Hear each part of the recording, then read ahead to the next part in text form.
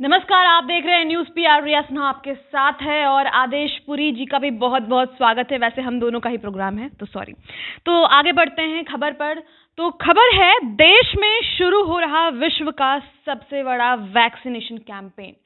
प्रधानमंत्री नरेंद्र मोदी ने यह कहा है और इसी के बारे में आज कुछ हम डिस्कशन करने जा रहे हैं। कुछ सवाल उठे हैं, कुछ सवाल विपक्ष के द्वारा उठाए गए हैं और कुछ हमारे सवाल हैं।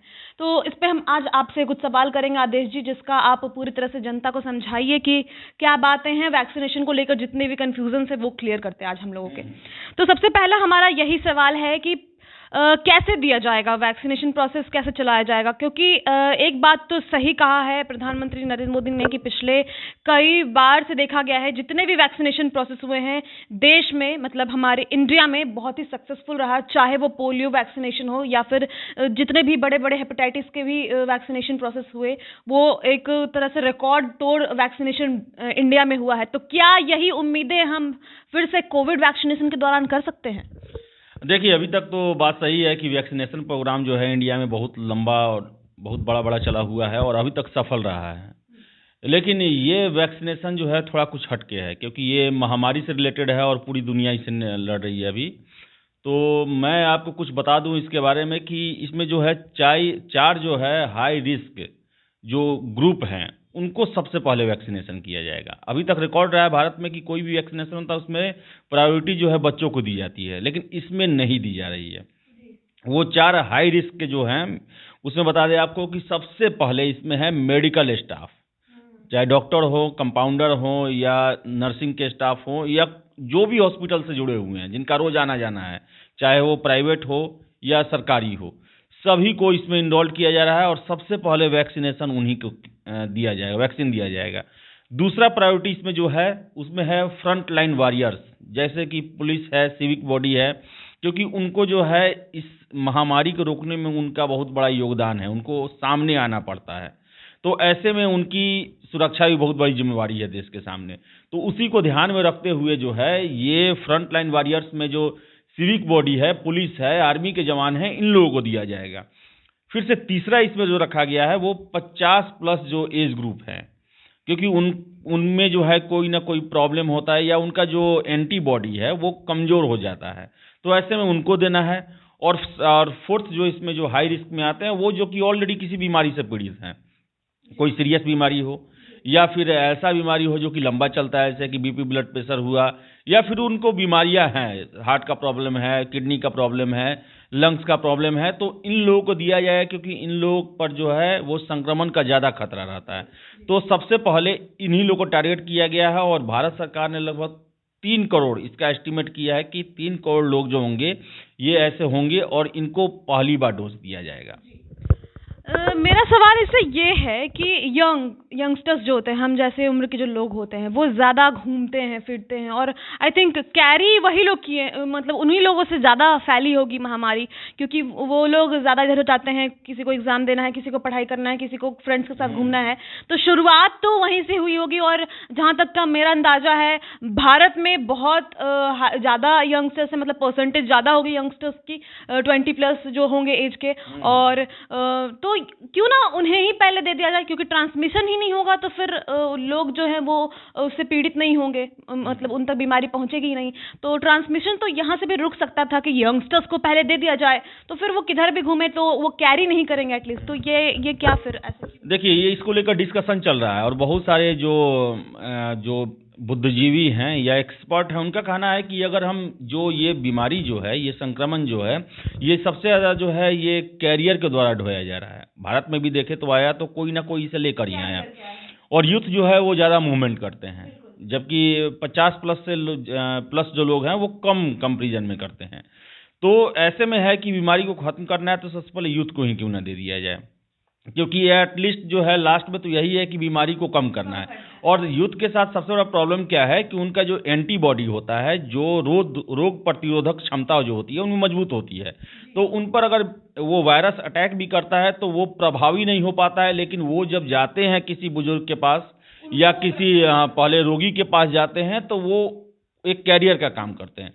तो इसको लेकर बहस जारी है। और देखिए, जो 4 हाई रिस्क जो हैं वो ऐसे हैं जिन पर खतरा ज़्यादा है, और यूथ जो है कि मूवमेंट में है, तो एक तरह से ये सेकेंडरी है। सबसे पहले तो हमें जो इस बीमारी को, महामारी को रोकथाम में लगे हुए हैं, उन्हें पहले प्रोटेक्ट करना जरूरी है। तो हो सकता है कि भारत सरकार इसके बाद फैसला करे कि ये जो 4 हाई रिस्क जो एरियाज हैं, इसको हम कवर करने के बाद यूथ का वैक्सीनेशन पर हम ज़्यादा जोर देंगे। लेकिन फिलहाल जो अभी वैक्सीनेशन जो कैंपेन शुरू हो रहा है, उसमें यही 4 हाई रिस्क वाले लोगों को ये किया गया है उसमें।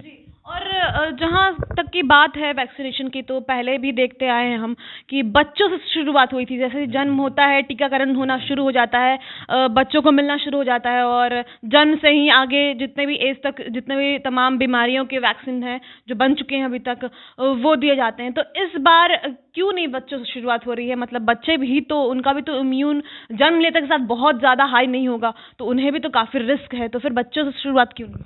देखिए, मैं बता दूं आपको कि जो अभी कोरोना मामला आया है, ये अभी तक बच्चों को अफेक्ट ज़्यादा नहीं किया है। और बच्चे में जो होता है वो रोग प्रतिरोधक क्षमता वो ज़्यादा होती है। अब प्रॉपर केयर भी होता है उनको हमेशा खान पान का, फिर से उनको हल्का भी अगर इन्फेक्शन या कुछ भी होता है तो गार्जियन बहुत ज़्यादा सतर्क रहता है, इसलिए वो ज़्यादा आगे नहीं बढ़ पाया। और ईश्वर का बहुत बड़ा ये एक आशीर्वाद है कि बच्चे इससे बचे रहें। तो और यही कारण है कि इसको देखते हुए बच्चों को बाद में रखा गया है, क्योंकि पहले तो हमें जो बचाने के लिए आएगा उसको तो पहले सुरक्षा की ज़रूरत है ना। तो ये जो 4 ग्रुप हैं, इसमें से अगर हम 2 की बात करें, मेडिकल स्टाफ और फ्रंट लाइन वॉरियर्स, इनके लिए बहुत ज़्यादा ज़रूरी है प्रोटेक्शन। क्योंकि जब तक ये नहीं सुरक्षित रहेंगे, अगर ये इन्फेक्टेड होंगे तो फिर जिसका इलाज होगा उसको भी इन्फेक्टेड कर देंगे ये लोग। और बहुत सारे डॉक्टर मारे भी गए हैं। बिहार में बात करें, देश में बात करें, तो कोरोना के कारण बहुत सारे डॉक्टर ने अपनी जान गंवाई है, पुलिस वाले भी अपनी जान गंवाए हुए हैं। तो इनको अभी प्राथमिक तौर पे अभी इनको सुरक्षित करना जो है काफ़ी ज़्यादा ज़रूरी है। और हो सकता है इतना बड़ा कैंपेन है तो बच्चों को बाद में रखा जाए, लेकिन बच्चों का तो वैक्सीनेशन होगा ही, भले लेट से हो, लेकिन अभी वो सुरक्षित हैं। एक और कंट्रोवर्शियल सवाल जो आजकल बहुत हो रहा है कि बहुत लोगों को सरकारी जो व्यवस्था की गई है, वैक्सीनेशन की प्रोसेस की गई है, वैक्सीन बनाया गया है, जिस तरीके से कहा जा रहा है कि हमें भरोसा नहीं है। तो एग्जांपल ले लेते हैं, अखिलेश यादव ने खुद ही यह कहा है कि ये बीजेपी का वैक्सीन है। तो इस कंट्रोवर्सी पे आप क्या कहना चाहेंगे? देखिए, ये तो इसको पॉलिटिकल रूप देने की कोशिश कर रहे हैं वो। और अभी तक जो ट्रायल हुआ है इसका, बहुत सारे लोगों पर ट्रायल हुआ है, और इसे भारतीय औषधि निदेशालय ने पूरे ट्रायल के बाद इसको अप्रूव किया है। तो ऐसे में इसे ये नहीं कहा जा सकता है। हाँ, एक बात और है कि इसमें मैं बता दूं कि बहुत सारे ऐसे लोग हैं जिनको ये भारत के सरकारी जो अभियान चल रहा है इस पर विश्वास नहीं है। उन लोगों का कहना है कि हम फाइजर कंपनी है, मॉडर्ना है, या जो विदेशी आएगा उस पर हम विश्वास कर सकते हैं, लेकिन भारतीय कंपनी पर हमको कुछ शक है। क्योंकि मुझे बात भी मेरी हुई, डॉक्टरों से बात हुई कुछ, और कुछ पुलिस वालों से बात हुई। उनका कहना था कि नहीं, हम फाइजर का ही लेंगे भाई, हम ये भारत बायोटेक और ये सीरम इंस्टीट्यूट का नहीं लेने वाले हैं इंजेक्शन। क्यों? जबकि हमेशा से ये भी देखा गया है कि हमेशा भारत के वैक्सीन को बाहर के लोग चाहते हैं, कि जैसे भारत बहुत बड़ा प्रोड्यूसर बन चुका है ऑलरेडी, हम जानते हैं इतने बड़े लेवल पे प्रोड्यूस कर रहा है, तो क्यों भरोसा? ये देखिए, वही तो मुझे भी समझ में नहीं आ रहा है। क्योंकि जो आपको बता दें कि भारत जो है दवा का बहुत बड़ा एक्सपोर्टर देश है, और एक तरह से कहें तो भारत दवा पे बहुत ज़्यादा मात्रा में आत्मनिर्भर है। तो ऐसे में, और ट्रायल हुआ है लेकिन लोगों को कहना है, तो ऐसे में अब सरकार के सामने सबसे बड़ी समस्या क्या खड़ी हुई है या होने वाली है कि सरकार ने तो वादा किया है कि हमको फ्री में देंगे वैक्सीनेशन, देना भी चाहिए, कल्याणकारी ये योजना है और दे भी रही है। लेकिन अगर जिसको नहीं है मंजूर लेना, पसंद नहीं है, तो सरकार को एक इम्पोर्ट होने का एक अधिकार दे देना चाहिए। मतलब प्राइवेट जो होंगे उनके तरफ से परमिशन दे देनी चाहिए, विदेशी कंपनियों को परमिशन दे देना चाहिए, जो कि प्राइवेट हॉस्पिटल में या फिर प्राइवेट नर्सिंग जो क्लिनिक है वहाँ पर वो उसका डोज ले सकें। और डोज, देखिए, यहाँ प्रायोरिटी है बीमारी को रोकना है, यहाँ पर हमको पैसा या लाभ हानि से मतलब नहीं है। सबसे पहले है मानव जीवन को सुरक्षित करना है। तो जो भी आए, अगर किसी को लगता है कि नहीं, मुझे प्राइवेट कंपनी जो हॉस्पिटल से ही, जो फॉरेन से आएगा, फाइजर से आएगा, मॉडर्ना से आएगा, ये सब कंपनी से आएगा, वो मेरे लिए ज़्यादा सुरक्षित, आप ले। तो सरकार को इसमें बीच में डिस्टर्ब नहीं करना चाहिए, क्योंकि प्राथमिकता सिर्फ यही है कि लोगों को सुरक्षित करना है और लोगों को विश्वास में लेना है। क्योंकि बहुत सारी बातें आ रही कि मैं नहीं लूँगा, फेसबुक पर चल रहा है, ट्विटर पर चल रहा है कि मैं नहीं लूँगा वैक्सीन। तो ये जो एक डर है, जहाँ वो सुरक्षित लगे उनको सरकार को परमिशन देना चाहिए, वो वहाँ से वैक्सीन ले ले। एक और सवाल जो काफ़ी कंफ्यूजन भरा है कि इंडिया में दो वैक्सीन को अप्रूव किया गया है, एक है कोविशील्ड और एक है कोवैक्सीन। अब ये सवाल उठ रहा है कि जिसको मान लीजिए फर्स्ट डे, क्योंकि एक वीक का अंतराल होगा, 2 वीक का अंतराल होगा, तो फर्स्ट डे किसी को कोविशील्ड लग जाता है, तो अगर वो नेक्स्ट में कोवैक्सीन लग गया तो फिर क्या होगा? ये इसका कैसे किया जा रहा है कि ठीक तरीके से लोग पहचान सके कि उसको कोविशील्ड लगा था, इसको कोवैक्सीन लगा था? क्या कोई ठप्पा दिया जाएगा शरीर पे या फिर कुछ डिटेल्स रखे जाएंगे? कैसे होगा ये? देखिए, इसके लिए जो हम आप बता दें आपको हम कि कुछ जानकारी और दे दें आपको हम कि 5 करोड़ वैक्सीन का ऑर्डर दिया है सीरम इंस्टीट्यूट को भारत सरकार ने। 2 हफ्ते पे दूसरा डोज लाएगा।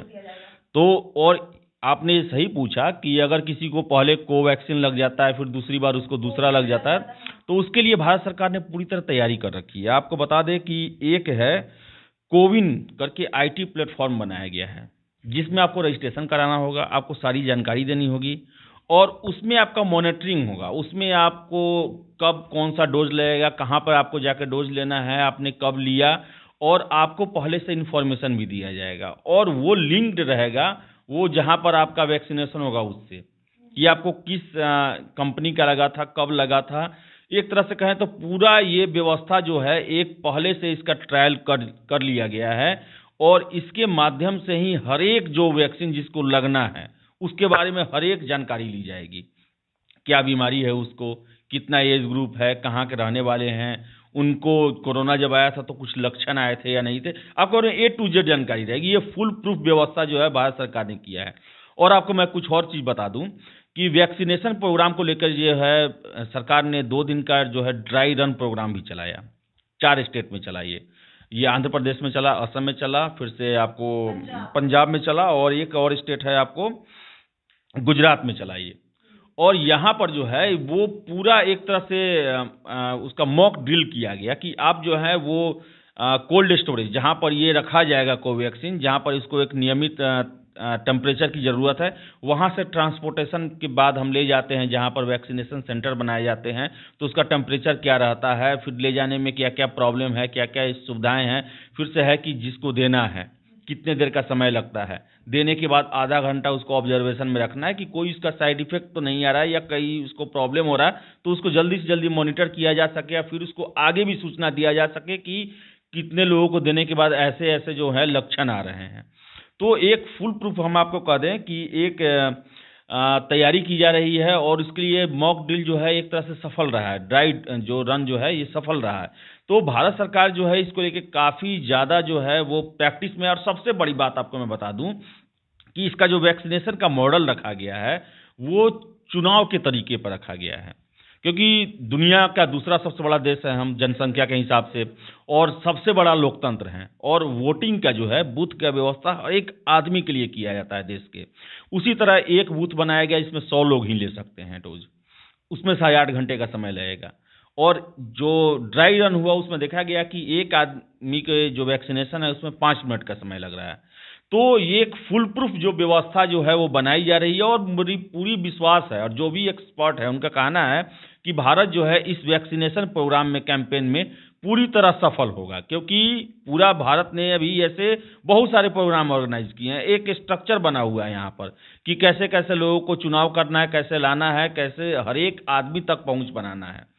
तो मेरे ख्याल से जो वैक्सीनेशन जो प्रोग्राम है जो देश का, वो Guinness book of world record में भी अपना जगह बनाएगा और काफ़ी सफल रहेगा और हमें पूरा विश्वास है कि भारत जो है कोरोना को जरूर हराएगा। इसके लिए बहुत बहुत शुभकामनाएं हम पहले से ही देना चाहेंगे और हमें पूरा विश्वास है कि इंडिया जो है कोविड फ्री हो जाएगा जल्द ही जल्द, और हमें पूरा भरोसा है कि हम सभी लोग स्वस्थ होंगे और वापस से जो हमारा बेसिक लाइफ था ट्रैक पर आ जाएगा और हम खुशियां मना पाएंगे फिर से जैसे पहले मनाते थे। आप सभी का बहुत बहुत शुक्रिया हमारे साथ जुड़ने के लिए। जिन्होंने ये पूरा वीडियो देखा है उन्हें स्पेशल शुक्रिया। और यह भी कहना चाहूंगी कि कमेंट करके आप जरूर बताएं कि आप किन किन चीज़ों पे वीडियो देखना चाहते हैं। अगर आप चाहते हैं कि आपके मुद्दे को हम उठाएं तो वो भी कमेंट करें, हमें हमारे कमेंट बॉक्स में। चैनल को सब्सक्राइब करना मत भूलिएगा, हमारी अभी नई शुरुआत हुई है तो हमें आपका बहुत बहुत सपोर्ट चाहिए। इसके अलावा आप news PR live Facebook page पर जा सकते हैं, पेज को लाइक कर सकते हैं और तमाम अपडेट्स के लिए लगातार हमारे साथ जुड़े रहें। बहुत बहुत शुक्रिया।